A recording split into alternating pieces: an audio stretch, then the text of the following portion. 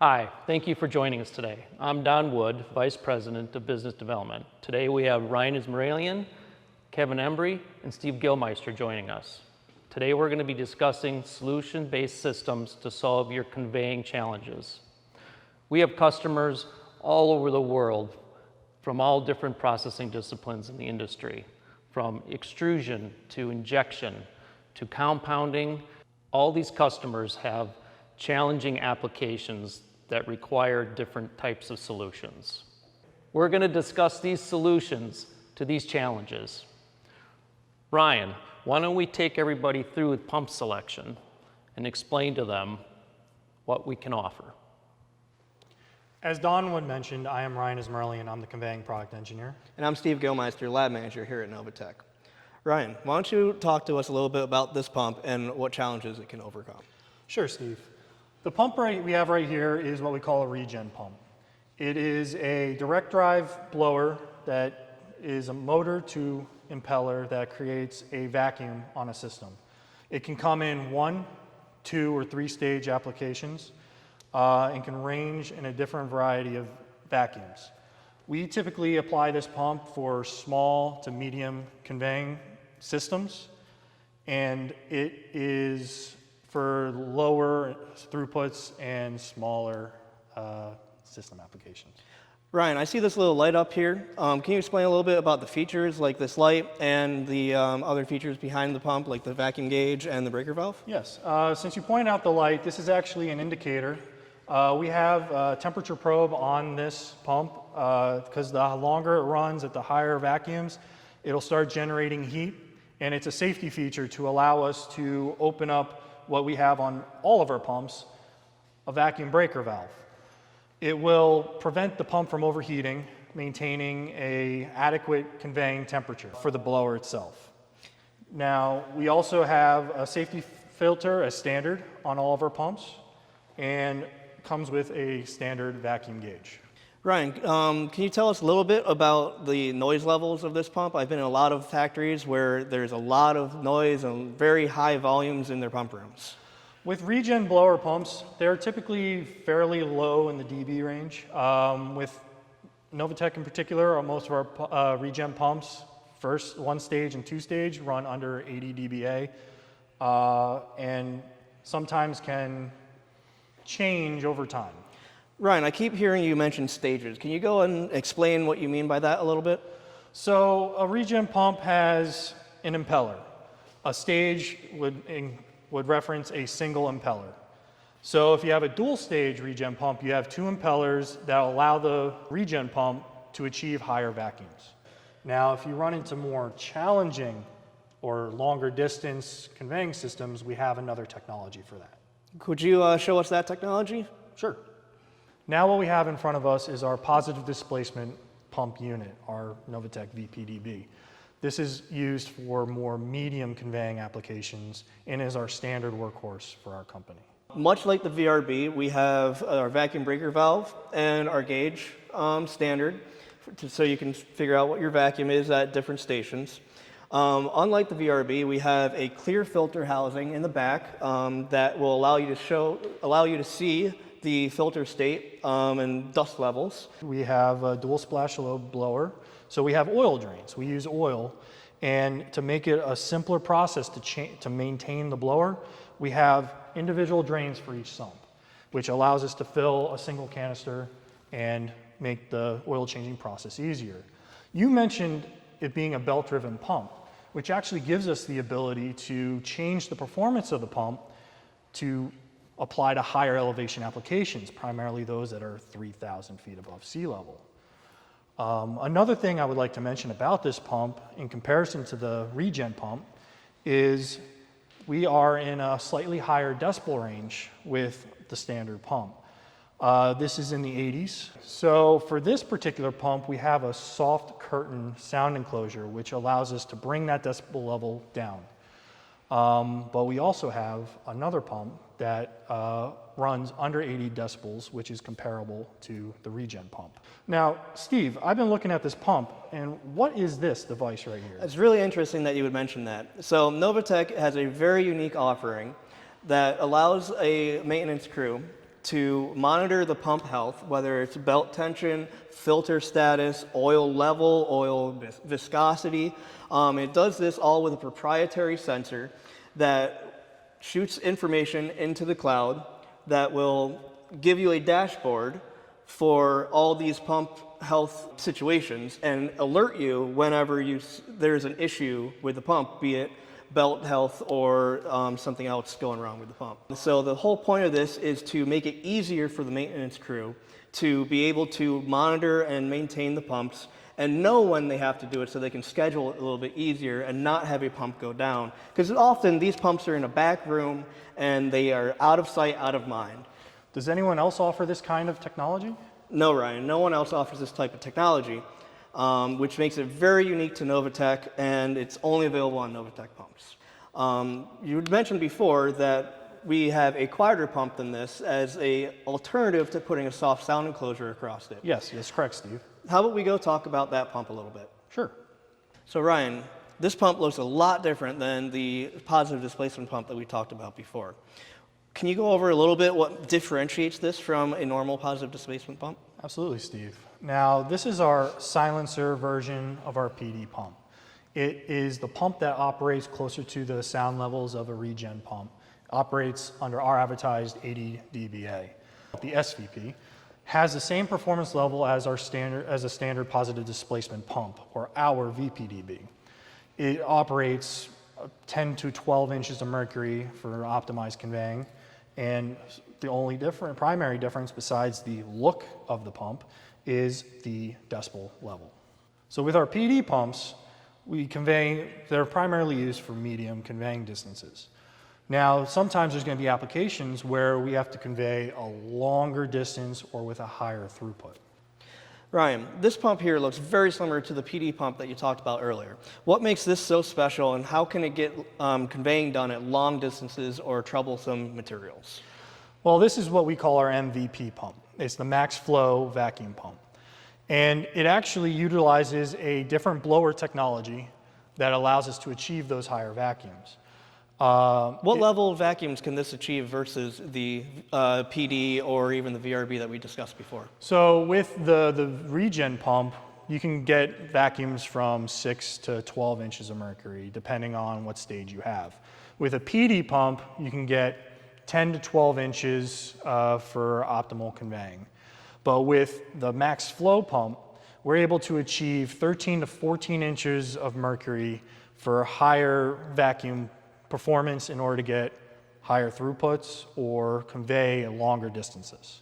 Because of those higher vacuums, we actually do have to have a thermal temperature safety on this, just like the Regen pumps. Because at higher vacuums, the more heat is generated. So we have a temperature switch on the blower, and we have an indicator light, just like on the Regen pump, which is on the box here, that will ignite and open the breaker valve when it goes to the temperature threshold. Ryan, I see, other than the pump, one major difference in this versus the other pumps that we have gone over. Can you explain a little bit what this sticking off the inlet tube is? Yes, this is actually a mechanical relief valve. On our other pumps, we use an air-regulated breaker valve, so it's a dual-purpose valve, so it actually changes between an idle state, seeking state, and also allows for it to relieve vacuum. So because of the higher vacuums, we wanted something that would stand up to the higher vacuum, so we have a mechanical relief valve, which has been an industry standard for many a year. Those both sound like great technologies in order to help prevent the pump from overheating and degrading the oil. Absolutely. Is there anything else that customers can do in order to achieve maybe long distances or have a really troublesome system that even a higher vacuum pump like this can't solve? Yes, there's actually another technology called a claw pump, which, Steve, would you be able to walk us through that? Yeah, of course, Ryan. So Ryan, this is what we call a claw pump. We call it the UVP. Unlike the MVP, which is at the 13, 14 inch vacuum convey. This is at the 15-inch roughly, so this is great for extremely long distances. It's also really good for customers that have a troublesome system that's already in place and they're just not making throughput. So what this can do is convey a slightly long or higher vacuum, pushing a little bit more material through the system. So instead of replacing an entire system, both conveying lines as well as a pump, this is a good intermediary step in order to prevent having to replace all lines going from a PD pump to a larger PD pump. You can instead place this in and get more throughput and meet some larger demands. That's very interesting. Well, now let's go talk with Kevin and see how we can use these pumps in system applications. Hi there, Kevin Embury with Novatec. I'm the Vice President of Engineered Systems and been here a few years, enough to learn how to get a few solutions solved once in a while. With Ryan's one of my applications guys that helps me through a lot of difficult applications and helps find real unique solutions. So now that we've heard about the pumps a little bit and we've confused you on what pump can do what for you, let's identify a little bit more how we would approach an application to find tougher solutions to these tough applications. And I mean, for instance, I've got a customer that a few months ago we installed a system, and when he came to us with the application, it was a little tough because his conveying distance from his silos into his material area was in excess of about 1,000 equivalent feet, which isn't tough because we could handle that with a lot of our pumps, especially our MVP pumps. But the tougher part of the application was he was conveying a soft material. Well, when you convey those soft materials at a long distance, especially like low density polyethylenes, it can really exacerbate into a bigger problem with the angel herring. So in talking with Ryan and looking at the rate, I said, Ryan, how do we want to tackle this? So Ryan has, he has calculations and curves he uses to try to back us into a good solution. And we'll talk about some of those solutions here later, but and maybe a solution for something like that might be what we even would consider what we call line stepping. Or maybe we use line stepping with a pocket elbow. Well, Kevin, now that you're mentioning line stepping, what is it? Oh, that's a good question. Yeah, I should have For the folks that may not I understand assumed everyone knew. So good question. So line stepping, what we do is, for instance, like a 10 horsepower pump usually marries up well with a 2.5-inch line. So we would typically have our pickup point married up with the line velocity and the size pump that we would use. That gets us the pickup velocity and terminal velocity we need to get the material up and moving properly. However, along the way, using the calculations that Ryan has worked in developing, he can then step what we call a line step in the line from the source to the destination. So along that distance, he'll find a sweet spot where he'll actually step the line size up a half size. So we'll go from a 2.5-inch convey line size up to a 3-inch. And what that will do is we get the pickup and conveying velocity we need to deliver the material, but as it starts stepping up in diameter, the cross-sectional area increase will actually keep that material from going faster and faster toward the destination to a controlled velocity to the destination. Now, in most cases, it works great. And not only that, it increases your throughput for that application, but with certain applications with low density polyethylene, that may not be the only solution to keep from having angel hair in your line. So sometimes when we realize that there's still a velocity point where we're not happy with, we'll even put pocket elbows in to keep from having angel hair development from the source to destination. There's also technologies that we actually developed that could be applied, especially if you're using that low density polyethylene and you have to purge it. We're able to help regulate the material flow through the line as well. Right, yep. So we have metering devices. So, a lot of customers, a lot of people in the industry do have metering devices. But we also have purging, so we can do line purging. We'll talk about that a little bit later. But what can be tough in some of these applications is, a lot of times customers want to have the same pump throughout the facility, so they have, backup and they have of the same pumps. And they have the same common line size. Well, sometimes that just can't occur when you've got rates and distances that you're trying to overcome. So when you're going from a silo in and you're fighting those real long distances, you may have to have a bigger pump and a bigger line size to hit the rate to deliver to your central area. But then out to your central area, you've got a bunch of smaller machines with smaller throughputs. At that point, we may put a smaller pump in to deliver these smaller doses or batches to these smaller machines. So there's different ways. It's not a one-size-fits-all approach to any of these applications, so we really need to understand from the customer, what's your rate to, whether it be to a molding machine, or what's the overall rate to the system, because the overall rate to the system really dictates what you need for pump size to come from silo in.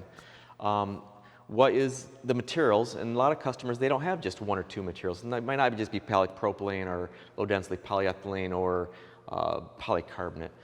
You've got customers, or we have customers that have nylon, polycarbonate, acetal, they've got ABS, they've got low-density polyethylene, polypropylene, glass-filled nylon, and every one of those materials creates a different problem to solve, especially when you get to the glass-filled nylons. So, and we're going to talk about that a little bit later in some of our further discussions. So, not only do we need to know the material and the rates, but we also need to know the bulk density of each of those materials. We need to know the layout of the facility, because really the layout really dictates a lot of what we have to do for line sizing and pump sizing. Number of elbows, your verticals, your horizontals. And so all this picture comes together, and when it becomes difficult applications where you have such a broad material selection to work with, you need to come up with unique solutions to keep from having pipes that are wore through with glass-filled nylon or smearing of your elbows. Some of the solutions for the glass-filled nylon are glass pipe, kind of what you see here. So you'd have a glass pipe. Some of the other solutions, anytime somebody's using glass-filled nylon, you either use stainless steel at a minimum for all your pipe. Glass pipe is a great solution. Or you even have glass elbows, which is typically it'd be a stainless steel application with stainless steel piping and glass elbows, and then to step up to the glass pipe. Some people have done pocket elbows for glass. I'm not a fan. It's just a matter of time. Those will wear through. Ultimately, with glass-filled materials, the best solution is to try to control your velocity. Velocity is your killer when it comes to glass-filled nylon conveying. So we'll talk a little bit more about that and some of the solutions around that as we roll forward through this discussion. Hey, Ryan. We're just kind of starting to talk a little bit about, we're going to talk about line purging, because with glass-filled nylon, line purging is important, number one, because you want to get the material out of the lines from your drying hopper out to your press and not leave that in your lines because of moisture regain. However, some people realize it, some people don't. Line purging can really exacerbate the problem with line erosion with glass-filled nylon, because it can convey faster through your lines once you start removing the material load from the lines, and now you have less material and more air, the velocity will pick up. We do have ways to overcome that. One of those ways of overcoming that is using an AFR. Ryan, can you tell us about the AFR? Yes, absolutely. So we call it the AFR, but it's also known as the Air Flow Regulator. So the Air Flow Regulator does exactly what it says. It regulates the airflow through the conveying line. So when you're running material and you have the line loaded, you're running at your optimal vacuum conveying. So you're being able to pull the most material that you can. Once you initiate that purge sequence, as Kevin was saying, you unload the line. So the pump doesn't have to work as hard and the air starts picking up speed. So what the airflow regulator does is, once that airspeed starts picking up, when that line starts getting unloaded, it adds a load to the system in order to slow the material back down as it is conveying through. Now, to demonstrate that, we have this display here, and it will, for the most part, show how this airflow regulator functions in a conveying system. So we'll start at conveying at low speeds, which is actually at operational vacuum. So when you're at operational vacuum, as you can see, both of these sails are at the same position and the airflow regulator is disengaged.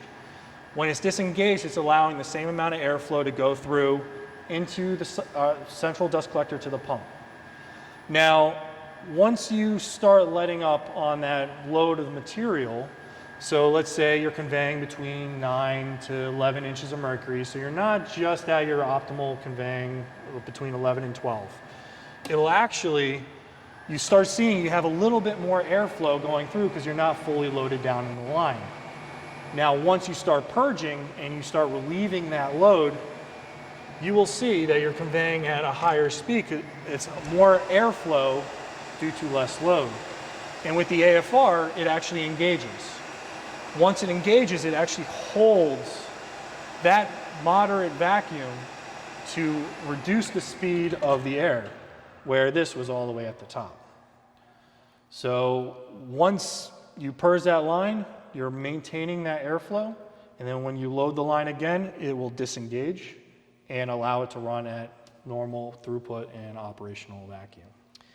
So that's one of the ways that we can try to control the velocity for glass-filled materials out to from a drying hopper or from any destination out, or any source out to a destination. This is one of the mechanical means, and some other means are through controls. Correct. So part of what Ryan mentioned earlier was specialized controls to help with velocities while conveying. We have the ability to add VFD pumps tied with our FX2 control panel in order to do that. If you don't mind stepping through a little bit how this operates, we can show the customers how they can change speeds using our VFD pumps. Of course, Don. So this is our FX2. This is a expandable system.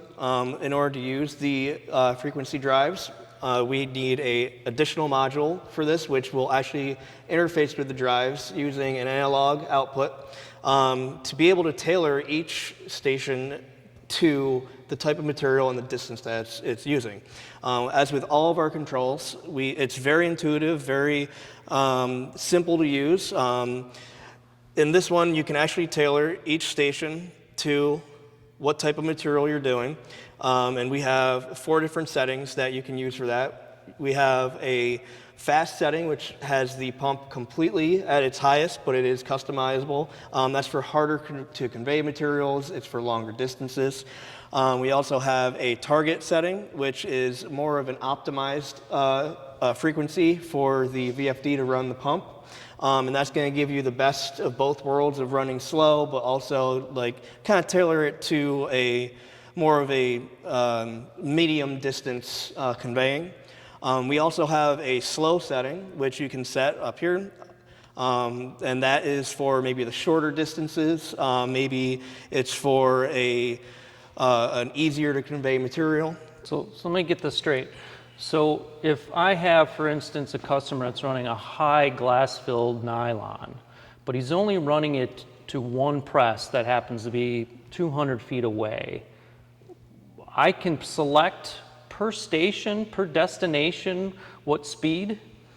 Yes, so basically you can select on this screen, which is the setup screen for each station. So this is going to be a different station, station 34. Say that is a longer distance. I have it set to the target to slow it down a little bit. So say that's your glass filled. And all of that's customizable, all of those frequencies, by going into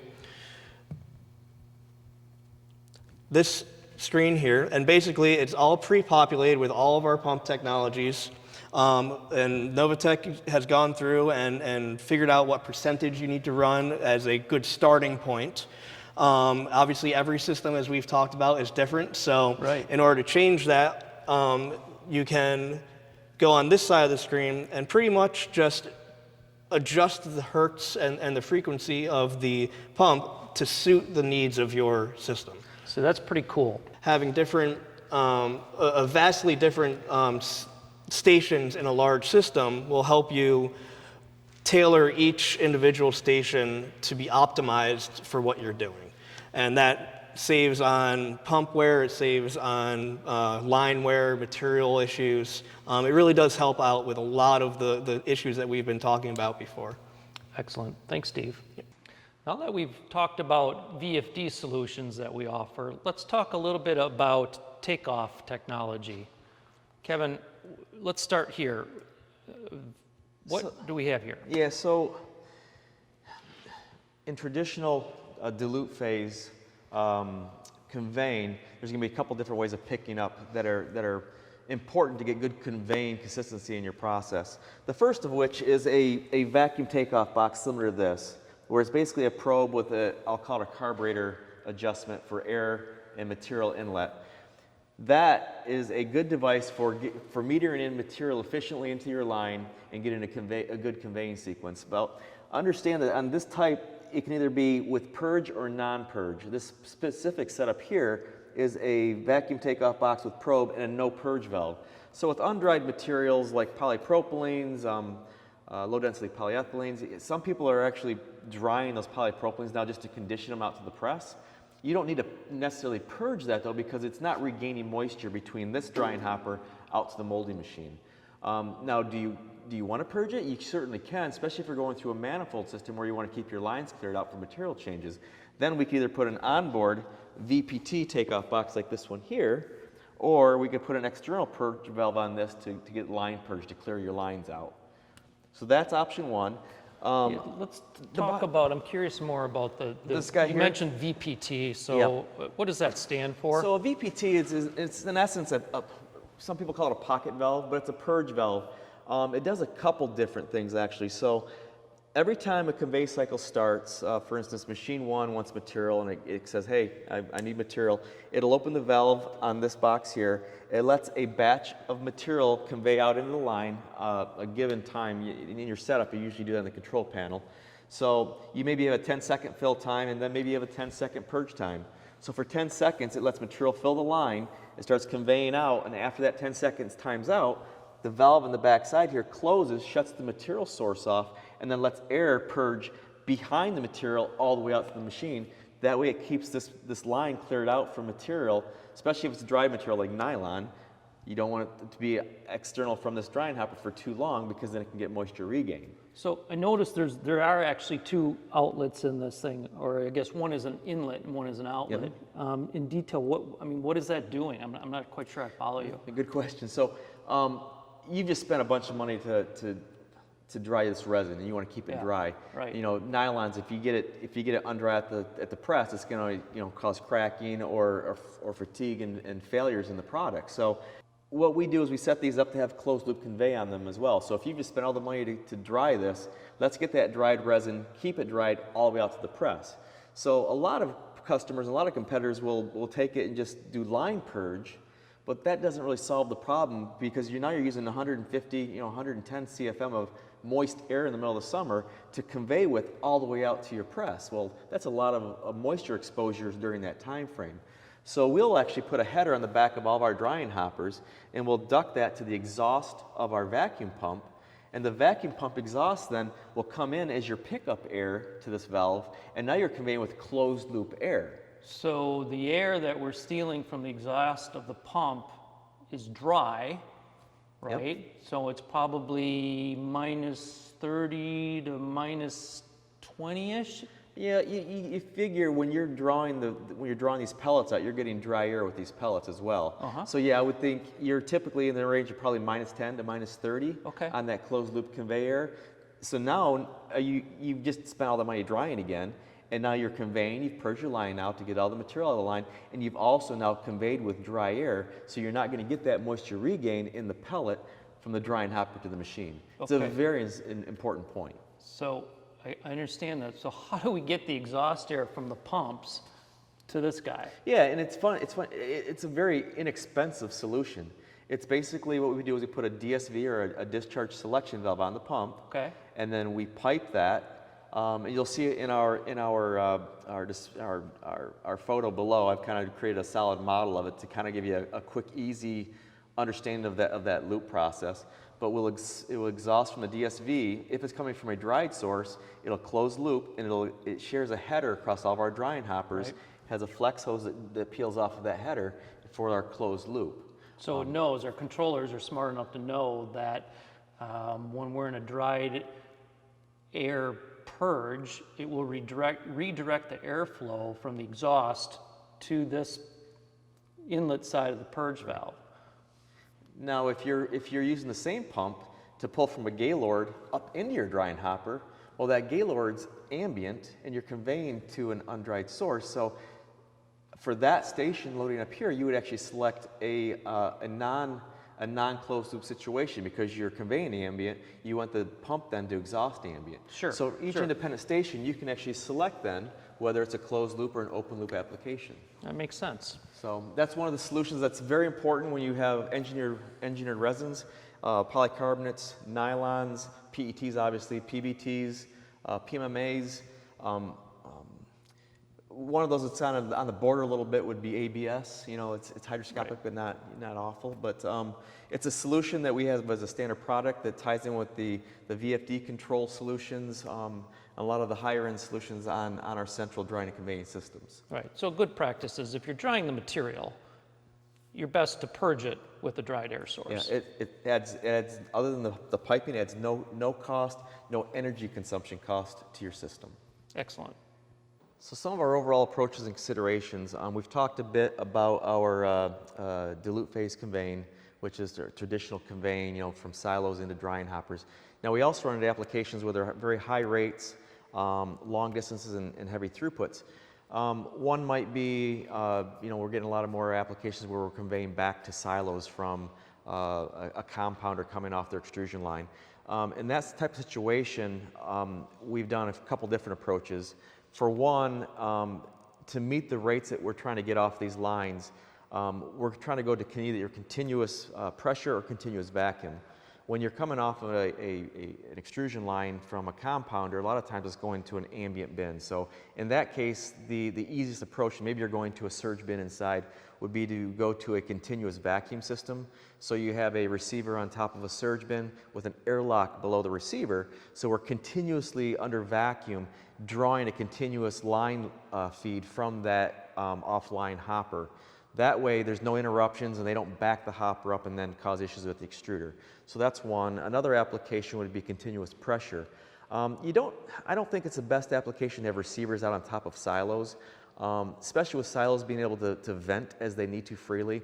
So in most cases, I think, like for instance, if you're going from a surge bin, an offline surge bin, you're trying to go out to a silo and you're trying to hit this with heavy rates and distances, the best approach I think in that situation would be a continuous pressure system where there you have the airlock below your takeoff device, where the airlock is the metering device and it also is the airlock between ambient and pressure.